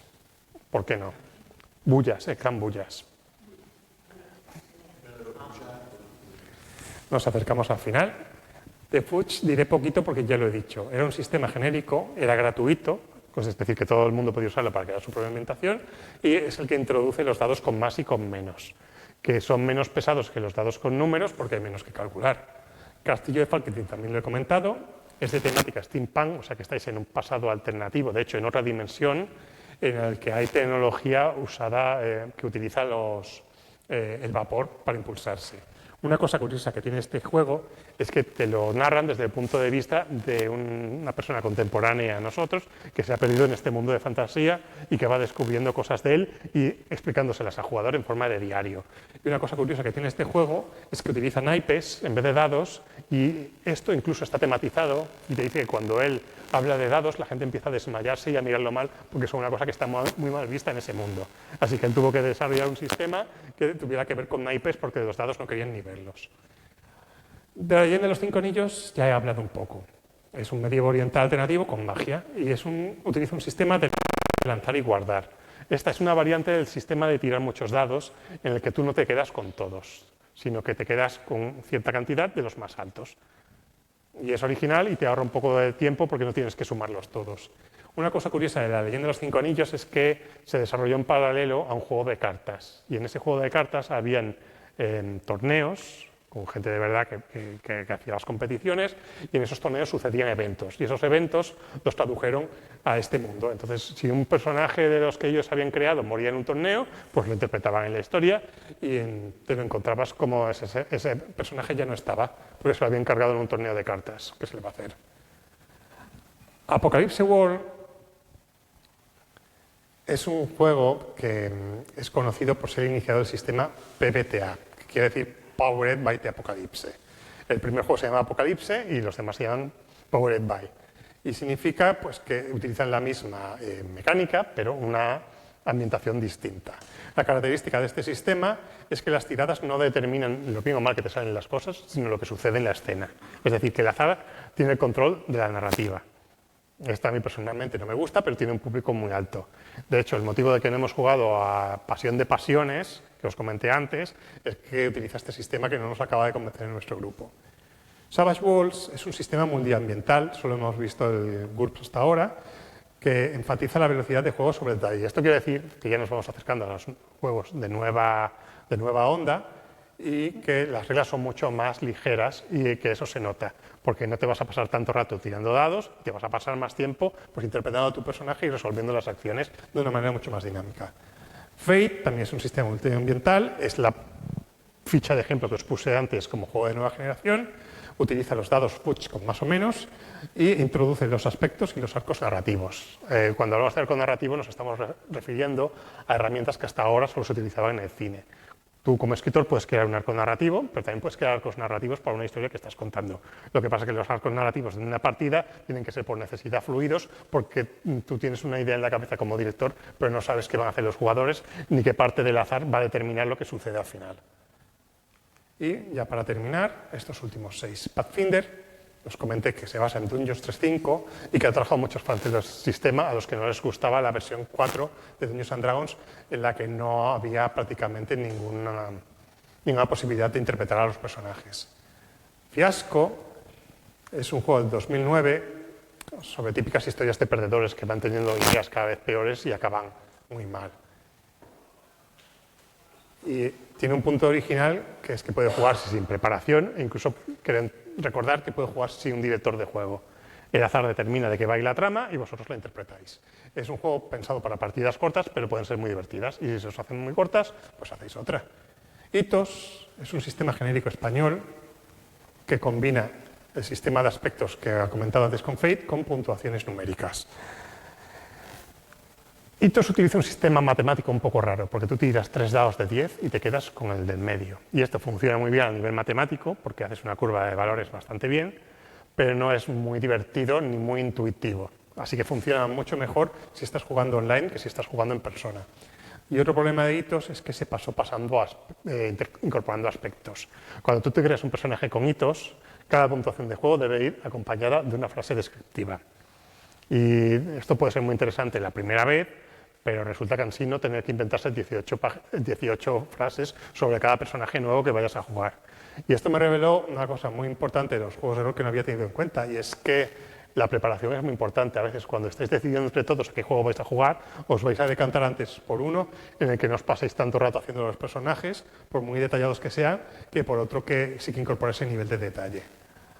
Baesen es un juego de terror y misterio que se centra en cazar monstruos, pero no dándose mamporrazos con ellos, sino investigando sus debilidades. Esto quiere decir que si te quieres cargar a ese vampiro que acaba de aparecer, vas a tener que investigar en las bibliotecas abandonadas, buscar pistas muy antiguas, toparte con sus sicarios que intentarán deteneros, tener algún encontronazo que dará mucho miedo con el monstruo en cuestión y finalmente, si lo habéis hecho todo bien, derrotarlo. Old Gunnet es un juego mucho más actual, ya estamos pasando a 2020, 2020 y pico. Es un juego inspirado en las películas de acción y tiene dos características que han hecho que lo incorpore aquí. Una es que se financió por una campaña de Kickstarter, no lo publicó directamente una editorial, que luego lo acabó haciendo. Y esto es una tendencia nueva. Si tú tienes una idea sobre un juego, a lo mejor no necesitas que un editor te haga todos los pasos. Tú puedes pedir una financiación vía crowdfunding y si te sale bastante bien, puede acabar siendo publicado. Y lo otro que me llamó la atención es que Es un juego abierto, pero limitado a este género y que te da las pautas para imitar a un montón de ambientaciones, pero sin decirte los nombres porque tenían que parar derechos. Entonces puedes jugar al equipo A, puedes jugar a Stranger Things, puedes jugar a los cazafantasmas, tienes un montón de opciones para jugar y si todo el mundo está familiarizado con las referencias, no hay por qué explicar el escenario porque todo el mundo ya lo conoce. Y para acabar, Cosmere, Role Playing Game, está basado en un universo del escritor Brandon Sanderson, que no sé si conocéis por aquí. Este hombre publica varias novelas al año normalmente y al principio eran novelas con mundos dispersos, pero llegó un punto en el que decidió que iban a compartir un universo y que los personajes de las novelas podían ir viajando entre los mundos de sus distintas trilogías. Este juego también ha salido por crowdfunding y es uno de los que ha pegado más fuerte, no sé cuántos millones se sacó, pero fue bastante remarcable en su momento. Y todavía está en producción, pero muy probablemente saldrá una parte del universo este año y otra parte el año que viene, ¿vale? Os he explicado solo unos cuantos juegos de los que se han hecho en las últimas décadas, porque creo que son los más representativos y porque son con los que he tenido más experiencia. Pero si otra persona hubiera hecho esta charla, probablemente habría utilizado muchos otros diferentes. Y hasta aquí llega la parte en la que yo suelto el rollo. Y si tenéis preguntas, es el momento de hacerlas. Gracias.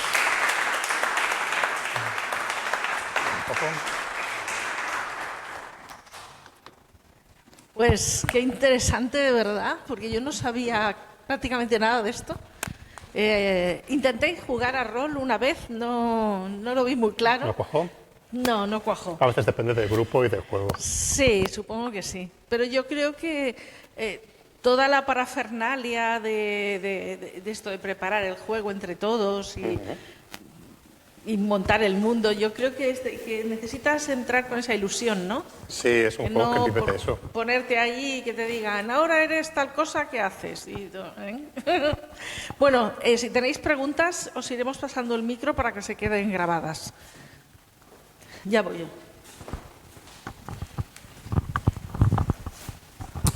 Hola, ¿se oye? Sí, vale. No hay altavoz. Vale.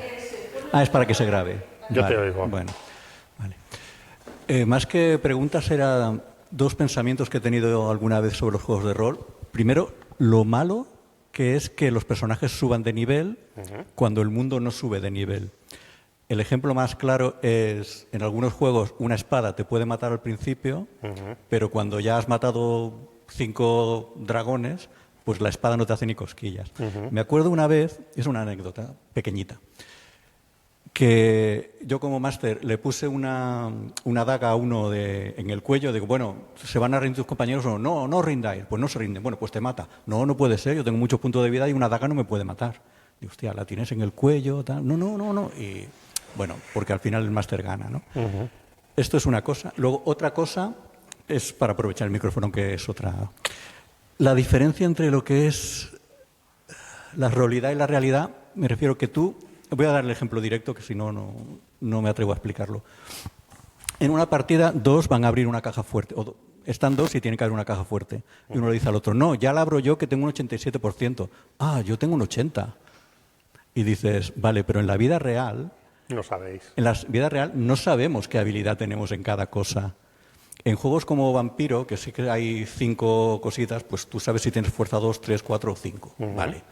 Pero no en habilidades de un rango de 100, por ejemplo, yo qué sé si tengo un 85 o un 90. Correcto. Y eso en los juegos de rol todo el mundo lo asume de que su personaje va a hacer esto porque sabe que tiene tal probabilidad. En la vida real no la tienes ni de coña, el conocimiento este.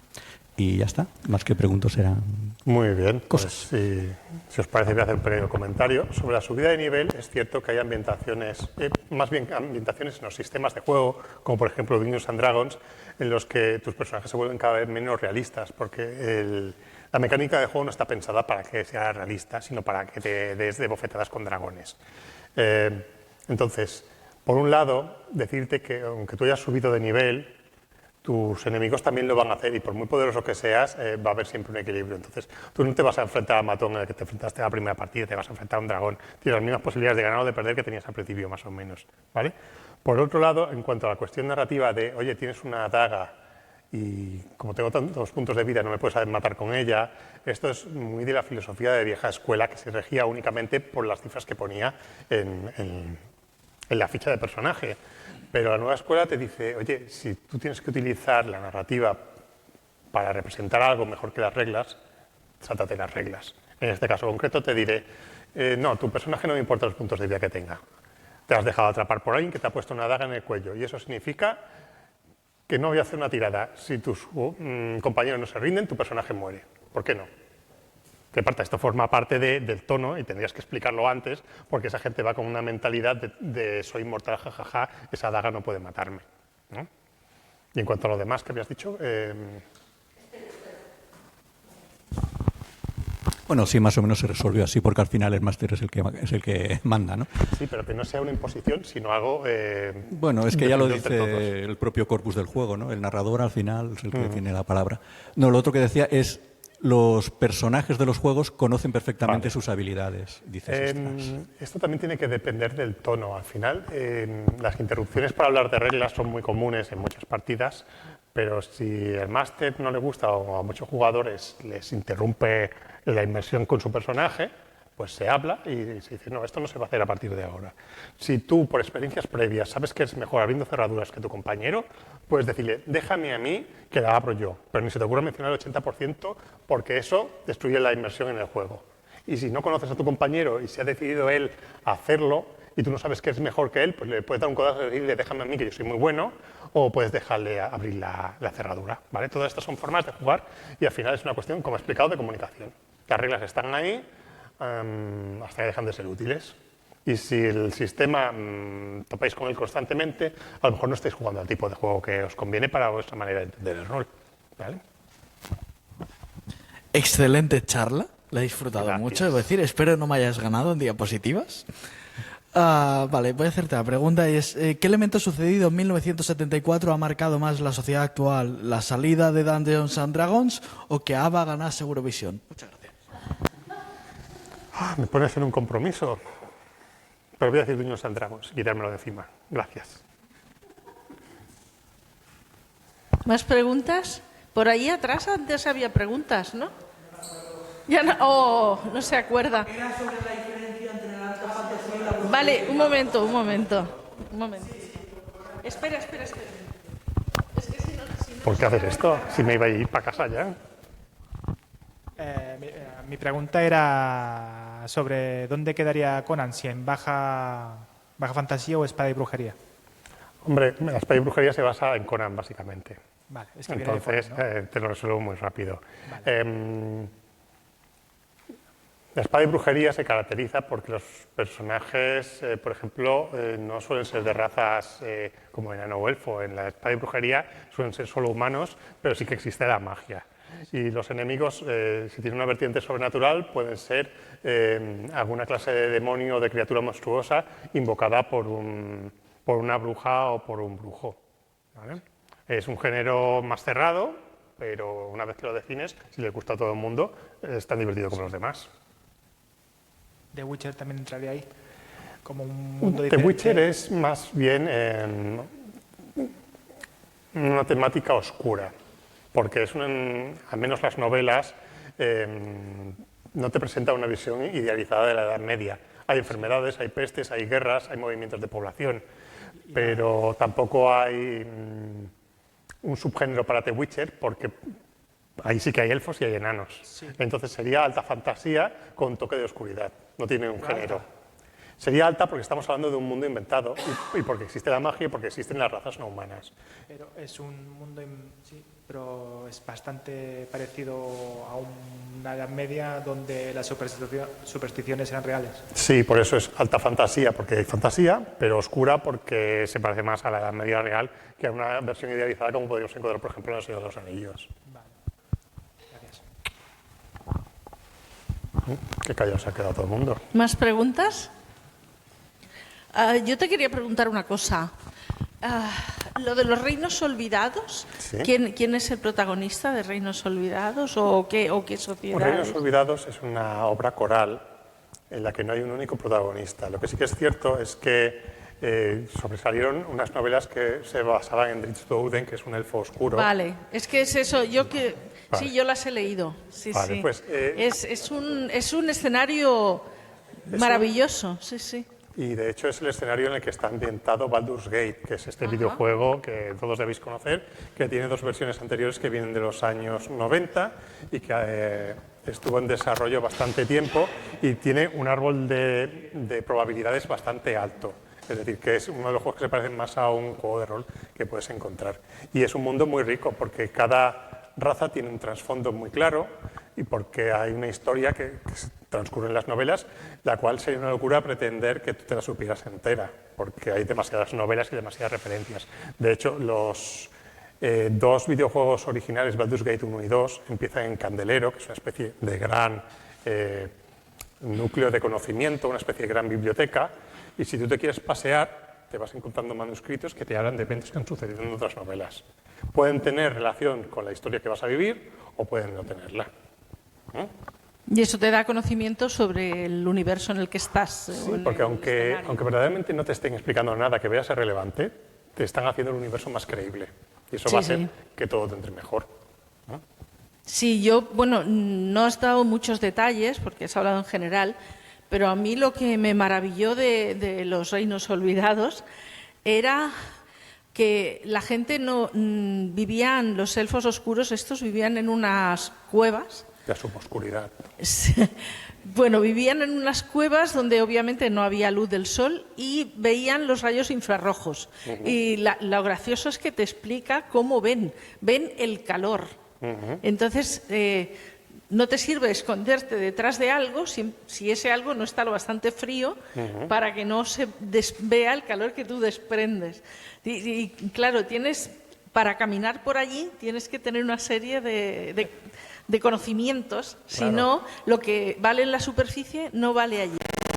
Es que Es una de las cosas que más me gustó. Estamos hablando de coherencia interna. Y la coherencia interna es algo que hace que todos los universos estén más vivos. Porque te están explicando algo que es una fantasía, pero que dentro de la propia fantasía es coherente consigo mismo. Y eso hace que te creas más el mundo. ¿Hay algún otro mundo, universo que te haya parecido fascinante, aparte de este? Que no se vea demasiado en las películas como Star Wars o Star Trek. En su momento yo también me leí un montón de novelas sobre los Reinos Olvidados y sobre la Dragonlance y me leí las pocas novelas que hay sobre Dark Sun. Y ese sí que me llamó la atención por su originalidad, precisamente, porque es una especie de Mad Max medieval. Al final, si tú quieres hacer magia, tienes que utilizar la magia de una manera concreta para no cargarte la vida de tu alrededor, o puedes convertirte en un profanador. Están los preservadores y los profanadores. Son los usuarios de la magia a los que les importa o no el escenario. Hay unos seres muy poderosos, que son los reyes hechiceros, que vas descubriendo su historia. Por ejemplo, una cosa curiosa es que los enanos no tienen pelo. Estamos en un desierto y los enanos no tienen pelo, y de hecho es un secreto que sus antiguos antepasados tenían largas barbas y melenas porque les da mucha vergüenza. No me extraña. No has mencionado esto, pero la fantasía de broma, digamos, la fantasía cómica, que puede ser el color de la magia, por ejemplo, ¿de eso también hay juego de rol? Hay un juego de rol, de hecho 2, de Mundo Disco, pero, sí, eso, exacto. Pero no estaban hechos con el sistema más propicio para contar bromas. Porque primero salió en una época en la que los juegos ligeros no habían sido inventados, y el segundo pues tampoco se decidió por seguir el género. De todas formas, el humor tiene una gran complicación, y es que la mayoría de jugadores de rol no somos humoristas, y el humor requiere más ingenio que solo la interpretación. Entonces, el escritor de un libro se puede pasar un rato buscando la idea que tiene gracia, pero tú tienes que ser una persona que las pilla a vuelo para poder hacer un comentario gracioso en cada escena. Bueno, lo digo por el tema del humor porque el protagonista es un poco patético y le pasan unas cosas muy raras. Para los que no lo hayáis leído, una de las cosas que ocurren en Mundo Disco, bueno, ya el mundo en sí es una ida de olla. La tierra plana, pero ya remejorada. Pero es que hay un baúl con patas Todos, cualquier viajero habría deseado tener ese baúl. Un baúl con patas que te sigue, te salen unos piececitos y sigue a su dueño. Y entonces el dueño incluso regala el baúl a otro y ahora tu dueño será este. Y el baúl sigue al dueño nuevo. Y hay un montón de anécdotas sobre el baúl que no deja que nadie lo toque o que nadie lo abra. Y bueno, no sé, el mundo me parece fascinante. El baúl se llama equipaje. El equipaje, sí. Y pues tiene mala leche, no es un baúl. Sí, le sale una boca y una unos cosa en la que insiste Terry Pratchett, que es un autor que me encanta, es que te mira mal. Tú dices, pero si no tiene ojos, pero aún así se las arregla para mirarte mal todo el tiempo. Verdad, es verdad. Entonces tienes a un baúl que te está mirando mal. ¿Qué pasa? Este típico humor inglés de los Monty Python, sí. Pues más vale que tengas un Monty Python como sí. director de juego, porque si no es difícil. Sí, es como jugar al Señor Oscuro, ¿no? Si el máster es un genio, es divertidísimo, y si no, es un aburrido. Pero esto también pasa hasta cierto punto con el rol. Hay másters que por estar empezando, por no tener mucha imaginación, pues te van a hacer una aventura que es lo que han comprado en el manual y poco más, y vais a ir del mapa A al mapa B y enfrentaros a bichos por en medio. La magia de ser un buen máster y de ser un buen jugador se va aprendiendo a medida que adquieres tablas. Claro. Uh-huh. Pues, ¿alguna pregunta? ¿Sí? Vale. Hola. Yo me he acordado de la charla que hizo Alex el otro día del viaje del héroe. Uh-huh.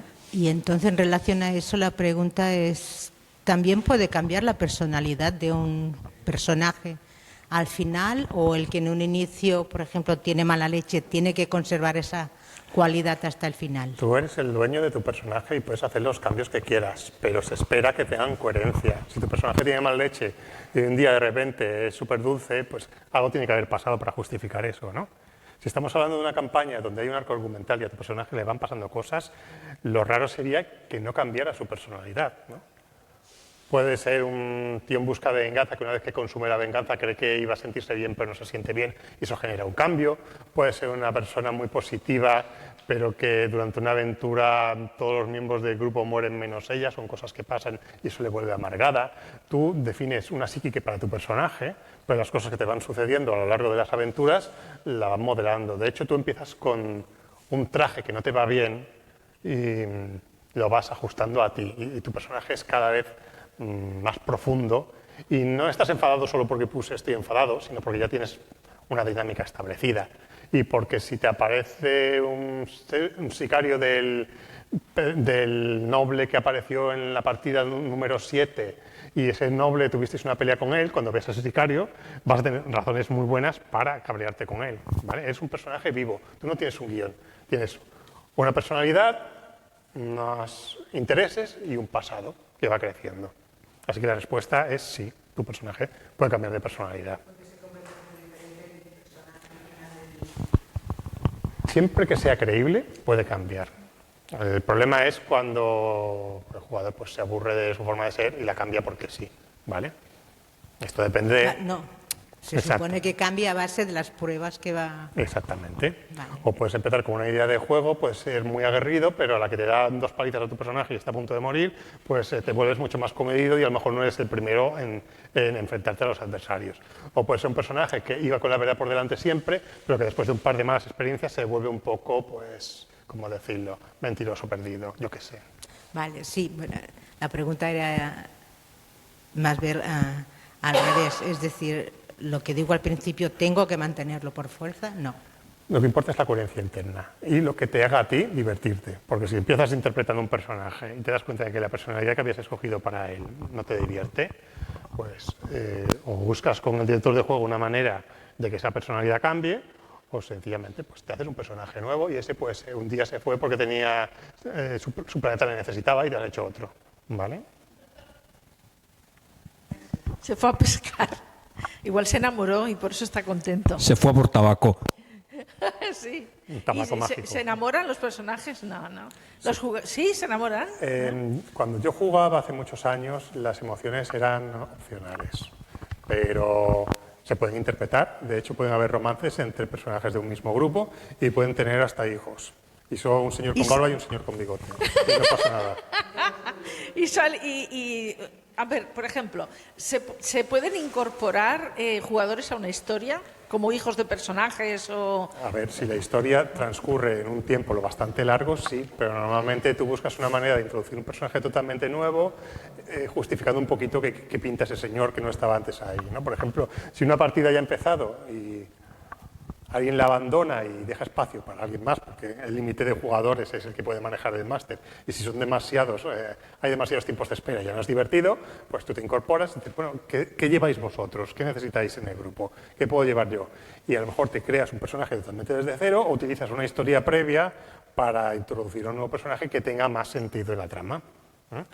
Todo depende también de la importancia que le des a la trama. A veces, si habéis quedado para pegaros con bichos, pues no hace falta. Ha muerto nuestro mago. Hola, soy un mago, necesitáis un mago en el grupo. Sí, bienvenido. Ya está. Espera, voy a saquear este cadáver y estoy con vosotros. No pasa nada. ¿Qué le hace al cadáver el mago? Saquearlo, hombre. Es verdad. Tiene los objetos mágicos que Oye, tanto le costó ganar. antes has puesto algo del Munchkin. Yo jugaba a Munchkin. Vale. Cuéntanos. Munchkin es un juego de mesa que parodia la actitud de los jugadores de acumular un montón de poder. Por eso cuando se dice en vez de Power Gaming tú eres un Munchkin, porque te has leído el manual 17 veces, te has comprado suplementos, te has hecho un mapa de posibilidades y te has quedado un personaje inmortal. Eso es munchkear, como se dice. Vale, El claro, Munchkin porque el Munchkin es el plus. va de ser el más poderoso antes. El que Munchkin llega al nivel 20, que son los mismos niveles que tiene Dungeons and Dragons, gana la partida. Muy guay, muy guay. Pues, ¿qué más preguntas? Sí, un momentito. Tengo un láser.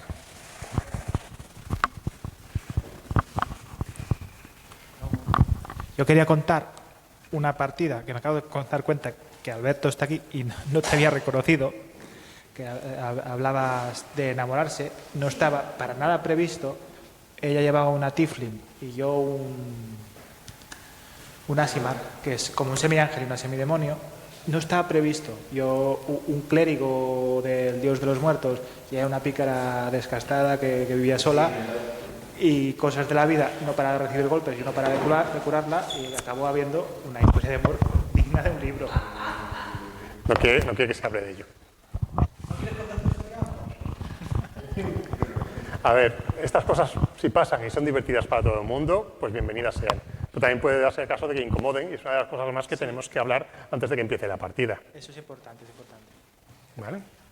Pero fue totalmente para nada previsto, fue totalmente espontáneo. Bueno, pues, como al público no lo firmamos, eran dos señores con barba. Vale, ¿ya está? ¿Más preguntas? ¿No? Ah, sí. Vale. Ajá.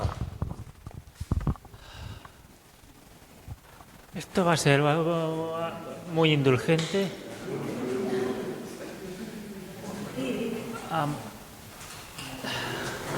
Piensa en No ello. sé, he notado que estabas un tanto familiarizado con los conceptos un tanto en línea en los juegos de rol y no sé. Hay algunos casos en los que los jugadores pueden descarrilar mucho el argumento que tenía pensado el máster y preguntaba, ¿conoces la famosa historia del viejo Henderson? Puede ser, pero ahora no la recuerdo por el Pues nombre. mira, tenemos según lo que he leído,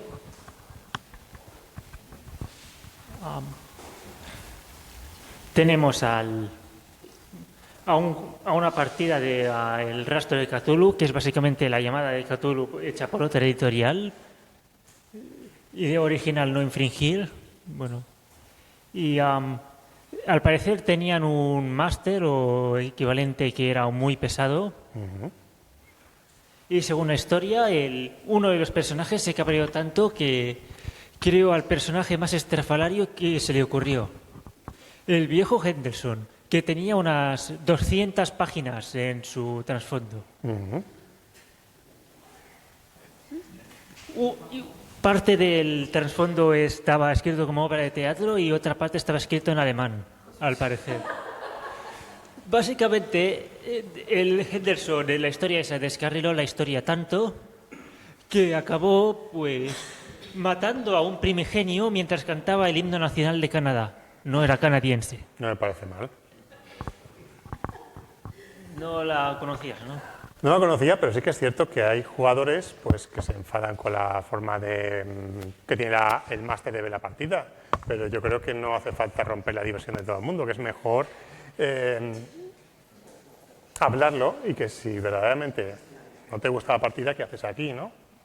Quiero decir, sí que me he encontrado, sobre todo en el pasado, que había una especie de lucha de egos entre el director de juego y algunos jugadores, pero eso es muy perjudicial, porque por mucho que el director de juego interprete a los personajes adversarios y determine la trama, no es tu enemigo, es una persona que también está jugando, que también lo está haciendo porque se lo pasa bien, ¿no? Entonces no hace falta escribir 200 páginas, sobre todo 100 de ellas en alemán. Y volviendo a esto, es muy interesante que has mencionado lo de los trasfondos, porque es algo que se me había pasado. Cuando tú creas un personaje, no tienes por qué crearlo en el momento. A lo mejor te vas a tu casa y se te ocurre una historia y escribes un trasfondo sobre ella. Pero hay dos problemas. El primero es que eso no hace que tu personaje sea inmortal. Por mucho que tú te hayas encariñado y lo hayas definido, una mala tirada puede seguir matándolo y tú le tendrás mucho más cariño. Y el segundo es que el máster no está ahí para actuar como un editor y leerse tu novela. Entonces muchas veces hay que poner unos límites y decir, no quiero historias de más de 5 líneas. Si son más de 5 líneas no me las leo. Y eso está muy bien también, porque si defines todo tu personaje no estás dando tanto espacio para dejarle crecer después. Sí, ellos crecen como crecemos en la vida, o deberíamos, O más. ¿no? Y evolucionamos. Bueno, pues si no hay más preguntas, muchas gracias por venir Muchas gracias. y muchas gracias sobre todo a Rubén por todo esto que nos ha Gracias. contado.